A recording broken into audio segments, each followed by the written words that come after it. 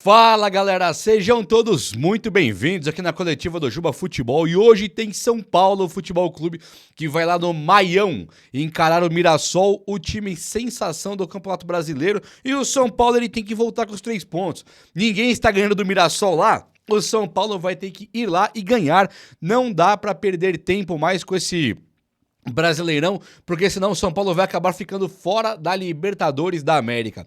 O São Paulo ele tem hoje uma questão na sua diretoria ali que é muito braba, onde o São Paulino está ficando bastante desconfiado da gestão de Júlio Casares e também tem afastado ali essa gestão o torcedor São Paulino do campo. Mas se o torcedor largar o São Paulo agora, há quem diga que o tricolor não se recupera e nem belisca a vaga para a Libertadores. Vamos falar de tudo então. O São Paulo trouxe jogador, o Crespo trouxe jogador da equipe de base para jogar e o cara pode entrar hoje.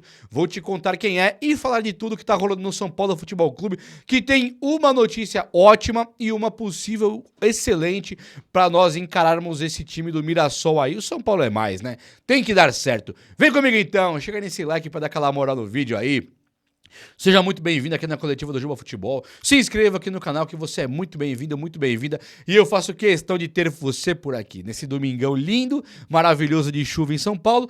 Mas assim, tá cinza, mas tá bonito, hein? Como é bom ficar em casa com um dominguinho cinza desse aqui, né não? Vamos lá então, olha só. O São Paulo pega hoje o Mirassol no Maião. Maião é o nome do estádio, lá em Mirassol. Já até passei em frente a esse estádio aqui. E o jogo é às 18h30, 6h30, né? Horário de Brasília. Vai passar no Premiere, tá? Você acompanha ao vivo Você acompanha no Premiere a transmissão do jogo. E o Mirassol, ele tem ali um monte de... Vem de 2 vitórias seguidas contra Fluminense e Inter. É o time que está em 4º colocado. Ele só está atrás de Palmeiras, Flamengo e Cruzeiro, né? Então você pensa, poxa, o Palmeiras é o time que fez um investimento histórico esse ano, contratando lá Vitor Roque, companhia lá ilimitada. Os caras, eles conseguiram fazer ali um time muito competitivo. O técnico Abel Ferreira muito capacitado, muito campeão. Então você fala, poxa, a primeira colocação ali do Palmeiras tá bem justa, né? Tirando todos os fatores de arbitragem, tudo que aconteceu, o investimento deles os colocam, a organização do time os colocam ali na frente, né? Não é segredo pra ninguém. E o Flamengo é a mesma coisa. Um poder de compra enorme e uma torcida fanática que também ajuda o time a crescer e fica cobrando bastante qualquer que seja diretor, presidente e tal. O Cruzeiro, ele foi comprado pelo Ronaldo Fenômeno e depois ele foi passado pro Pedrinho BH, que é um cara assim endinheirado, mas muita grana mesmo. Pra você ter uma ideia, o Gabigol é banco lá com talvez o maior salário do futebol brasileiro. Então o Mirassol estar em 4º é como se ele fosse um líder. Pensa bem, os times que competem de uma maneira normal ali, Bahia, Botafogo, São Paulo, Corinthians, Inter, esses times aí, Fluminense, que competem, tirando o poder financeiro gigantesco de Palmeiras, Flamengo e Cruzeiro, os times que competem de forma normal, sabe, com dificuldades, competindo mesmo, o Mirassol tá em primeiro do que todos. É impressionante de ver. Quando eu falo do Mirassol, eu falo impressionado. E não é que eu tô puxando a sardinha, não. Já me criticaram muito que eu não elogiei um dia qual que era? Ferroviária. Ô, você não tá acompanhando a Ferroviária. Eu falei, meu amigo, paciência, né? Agora, o Mirassol hoje é impressionante. É uma coisa pra deixar de queixo caído mesmo. Então, o São Paulo, ele vai ter dificuldades para jogar lá em Mirassol, mas muitas dificuldades. E o São Paulo também, convenhamos, ele não vive seus melhores dias da história. O São Paulo, ele vive dias ali patéticos, para ser sincero, mas muito patéticos mesmo. Um abandono generalizado da diretoria. Só para lembrar, o Biasotto, segundo informações que eu vi em um site, o Biasotto, aquele que chegou a ser técnico do São Paulo, da base também, ele é o cara que faz a gestão da base. Não teve a compra daquele atacante no Cuiabá? A compra não tinha sido feita ainda. Então o São Paulo não tinha sido feita. O São Paulo devia 700 mil reais pro Cuiabá se ele comprasse. O jogador foi escalado contra o Cuiabá, gerando uma multa de 1 milhão de reais. A multa foi perdoada e o São Paulo comprou o jovem. Só que disseram que o Biasotto, ele simplesmente pegou o contrato e não leu. Ele é o gestor da base. Ele não leu o contrato, não sabia, ninguém sabia lá que não poderia colocar o jovem contra o Cuiabá. O cara entrou por 6 minutos e gerou uma multa de 1 milhão de reais. É neste nível que está a gestão do Júlio Casares. Ontem, Eu tava ouvindo um áudio lá da Rádio Bandeirantes. É a rádio que trabalha o Pretzel ali e tava também aquele outro... Putz, como é que eu vou lembrar agora o nome dele? São caras assim, milianos do futebol. Tava o Pretzel lá e eram alguns jornalistas, radialistas também. E aí eles estavam diante de uma situação que era o São Paulo, que falando com o pessoal PCD, né, que é pessoal com deficiência, tava ali, o pessoal tava pedindo o acesso mais fácil. Tipo, o PCD chega lá, por exemplo, chega de cadeira de roda, não consegue entrar. E aí o São Paulo teria que dar uma solução, e isso está na lei. E aí os caras, o cara manda um áudio pra uma moça que é advogada de PCD e ele fala: ó, minha filha, você foi cantar isso aí lá pro pessoal da rádio, eu tava te ajudando, não vou ajudar mais. O papo do São Paulo com o pessoal PCD acabou. Nesse nível. Nesse nível, é inacreditável, sabe? É uma coisa que não dá pra acreditar que o São Paulo tá sendo gerido por essa galera aí. Essa diretoria, esses conselheiros, não dá pra acreditar que o São Paulo desceu para esse fundo do poço. São Paulo tá cavando o fundo do poço para ver se ele encontra mais esterco. É impressionante essa diretoria, é muito abandono, sabe? Eu tenho certeza que se o Júlio Casares for perguntado sobre o lance do Biasotto lá se é que é o Biasotto, lá da equipe de base de colocar o cara do Cuiabá emprestado, ou se perguntar sobre o lance do PCD, o Casares publicamente vai ter vergonha de falar. Com certeza ele vai ter vergonha. Por que então permite que esse tipo de coisa seja feita? Por que essa incapacidade, essa politicagem que toma todo o tempo e esquecem o futebol, esquece o São Paulo que virou hoje minúsculo. O São Paulo ele virou minúsculo na mão do Casares. Nós temos que recuperar o São Paulo. Temos que recuperar esse time e não permitir mais que Casares, Belmonte e companhia limitada aí tornem o São Paulo um time medíocre, um time mequetrefe.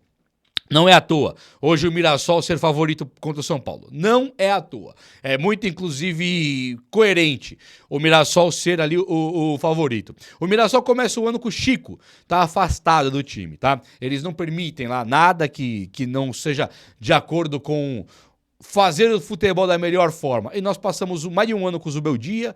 Luciano ainda é o camisa 10 do São Paulo. Eu faço o vídeo fora do Luciano, a maioria fala que não pode mais olhar pra cara do Luciano e o cara segue intocável no tricolor paulista. Bom, o time do Mirassol ele vai com o Walter no gol. Sabe o Walter? É o Walter, que era também do Cuiabá. Jogou no Corinthians. Esse Walter aqui, o Valtão, acho que ele é banco do Muralha hoje. O Muralha tá suspenso. Mas o Walter tá lá no gol. Acho que o Walter é titular, né? Walter, João Vitor. Esse João Vitor aqui, pelo que eu me lembro, jogou no Palmeiras, esse zagueiro aqui. E Remes, é o James lá, que joga também na zaga do Mirassol. O lateral direito é o Daniel Borges, conheço também. Mas o esquerdo é o Reinaldo. É um velho conhecido da torcida do São Paulo, né? O Reinaldo. O meio-campo ele é formado por Neto Moura, José Aldo, vindo do MMA, e o Danielzinho também. Eu conheço todos aqui.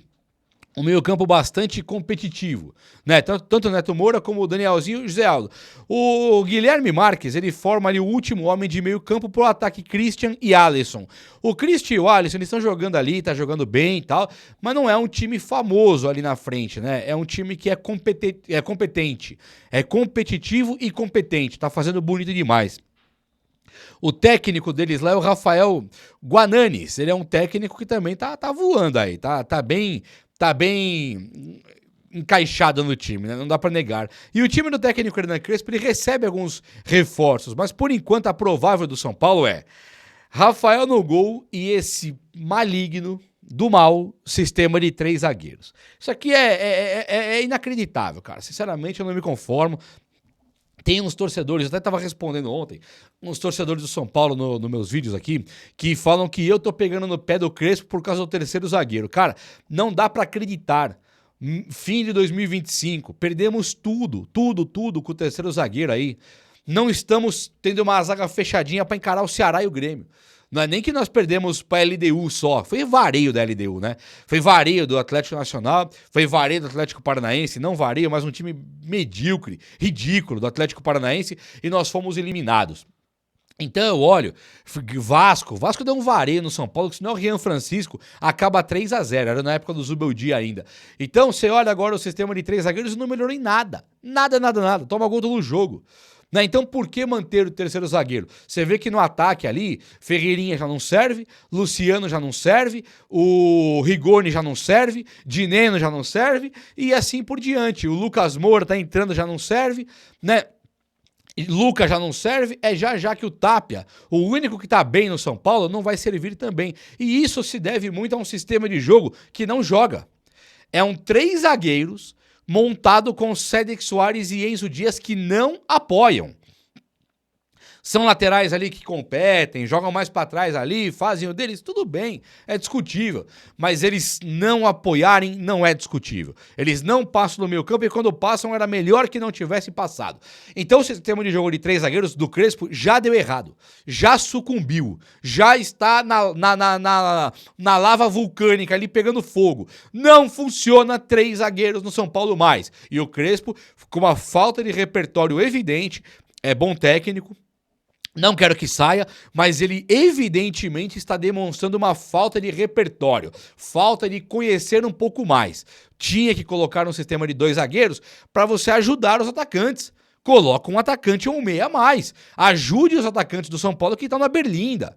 Sabe, tá ridículo isso aqui, infelizmente, tá ridículo. É esperança zero. No ataque ali, no ataque não, na zaga tem esses 3 então, Ferrarese, Arboleda e Alan Franco, né? É mais do mesmo. O Sabino deve realmente sair desse jogo, porque o Sabino jogou 400 jogos seguidos. Não sei se ele tá suspenso. Vou até olhar, pendurado, quem tá fora, o Sabinão aqui não tá fora não, ele tá suspenso. Não tá suspenso não, tá pendurado. Mas então, o Ferrarese, Arboleda e Alan Franco devem fazer a zaga. O Ferrarese volta de seleção, Arboleda e Alan Franco continuam lá, o Sabino dessa vez deve sair. O Enzo Dias deve voltar para a lateral esquerda. Ele tinha se machucado, né?